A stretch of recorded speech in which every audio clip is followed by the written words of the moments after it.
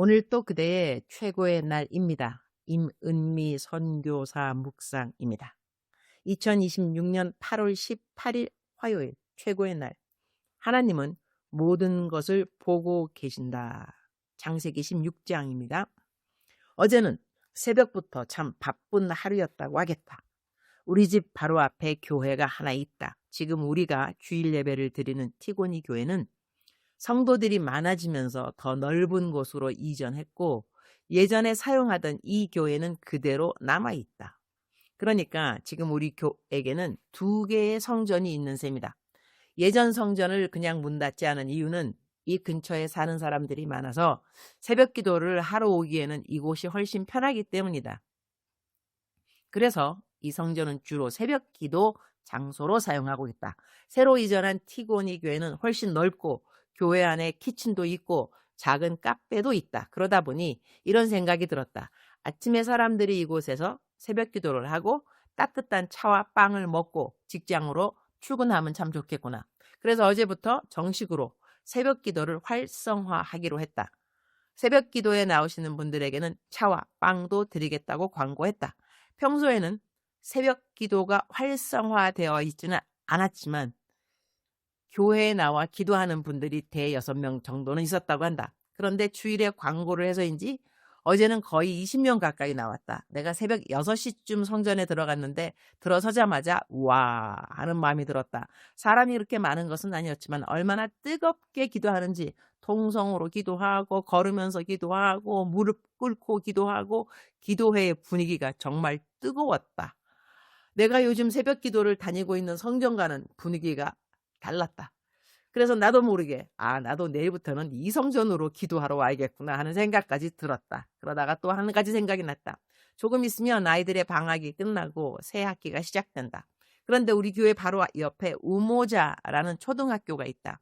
학생이 약 800명 정도 되는 학교인데 우리 교회 아이들도 이 학교에 많이 다닌다.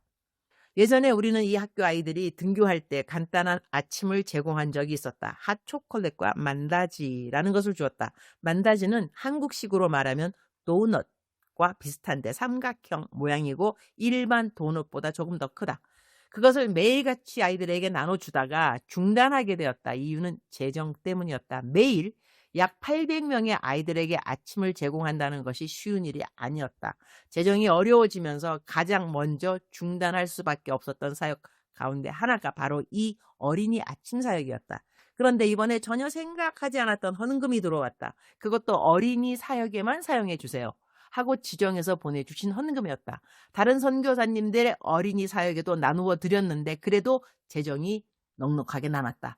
그러니 다시 이런 생각이 든 것이다. 그래, 그렇다면 우리 아이들에게 다시 아침을 먹일 수 있겠구나. 더구나 이번에 새벽 기도를 시작한 성전이 바로 초등학교 옆에 있지 않은가? 그래서 아이들이 새 학기를 시작하면 학교에 등교하기 전에 먼저 교회에 와서 새벽 예배를 드리게 하면 어떨까 하는 생각이 들었다. 새벽 예배를 드리고 하루에 성경 말씀 한 구절씩 암송하고 따뜻한 핫초콜릿과 만다지를 먹고 학교로 가는 것이다.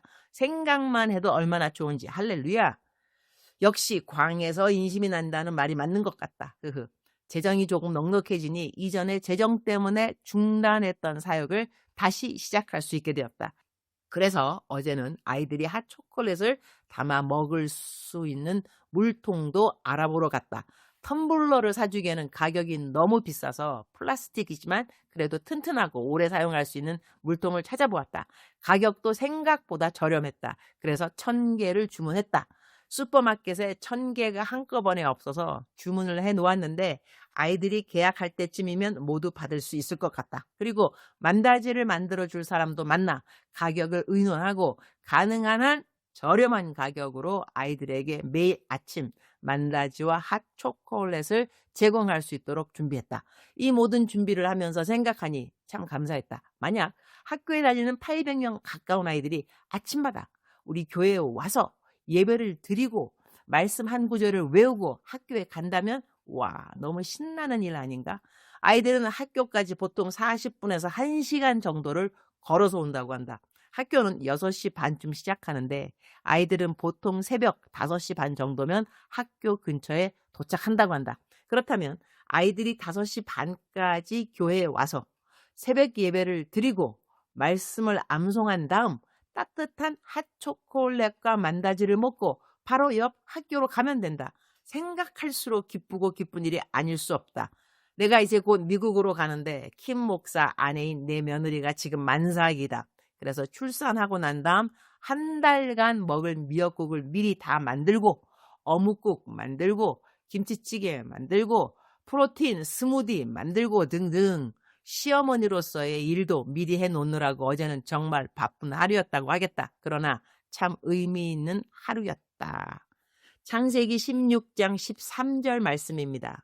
우리말 성경 번역입니다. 하갈이 자기에게 말씀하신 여호와의 이름을 나를 살피시는 하나님이라고 불렀습니다.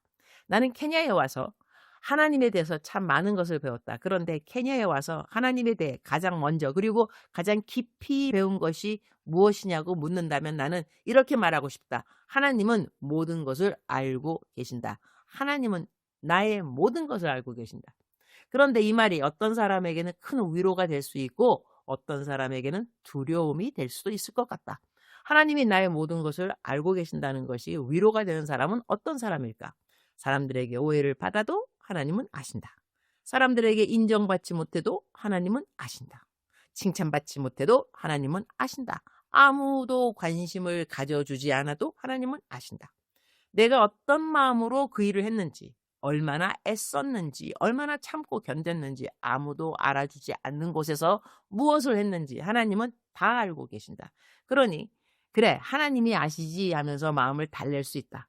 그러나 반대로 하나님이 나의 모든 것을 알고 계신다는 사실이 두려운 사람도 분명히 있을 것이다.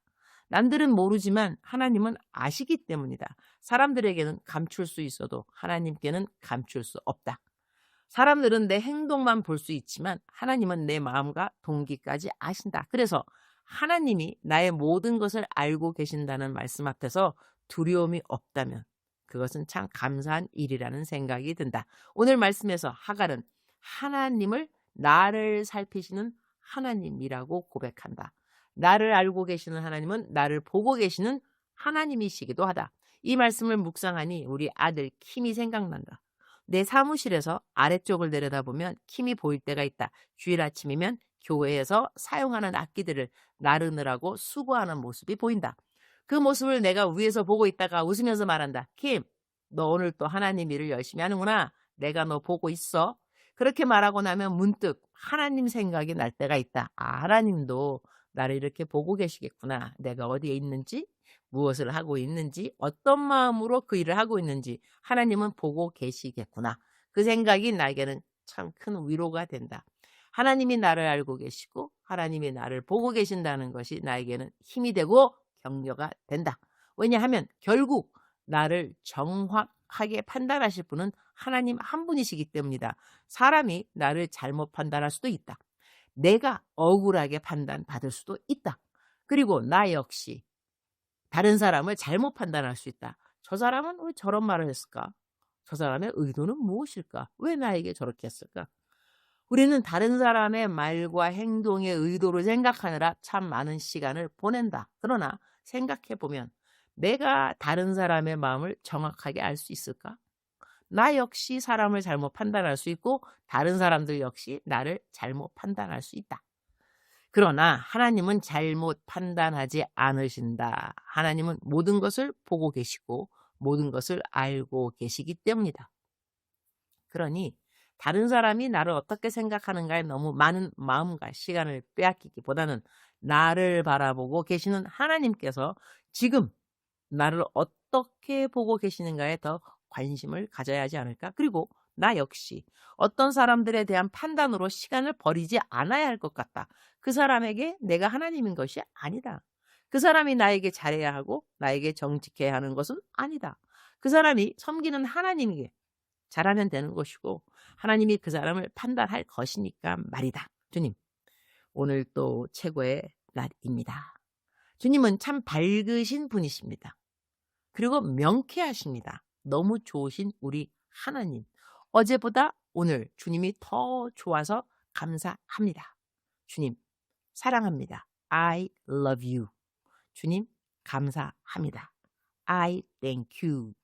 오늘 또 우리 주님 저를 보시면서 하루 종일 기쁨을 넘어서 감동을 받으시면 참 좋겠습니다. 사랑하는 그대여. 사랑하는 그대여 출석 부르고 있습니다. 대답하셨나요? 하나님께서 오늘 그대를 보고 계십니다.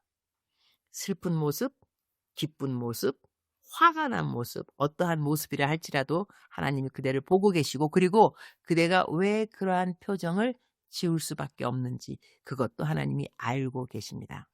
하나님 앞에서 자연스럽게 그대가 누구인지 보여드리는 것을 어려워하지 않으시기를. God loves you the way you are. 있는 그대로 사랑하는 하나님이십니다. 오늘도 하나님하고 동행하고 하나님을 어제보다 더 사랑하는 그대가 되기를 축복합니다. 사랑하는 그대여 사랑합니다. 사랑하는 그대여 축복합니다. 사랑하는 딸아, 눈물을 멈추어 줘서 고맙구나. 이렇게 하나님께서 누군가에게 오늘 말씀하시네요. 사랑하는 그대를 축복합니다. 사랑하는 그대를 사랑합니다. 오늘도 그대의 최고의 날입니다.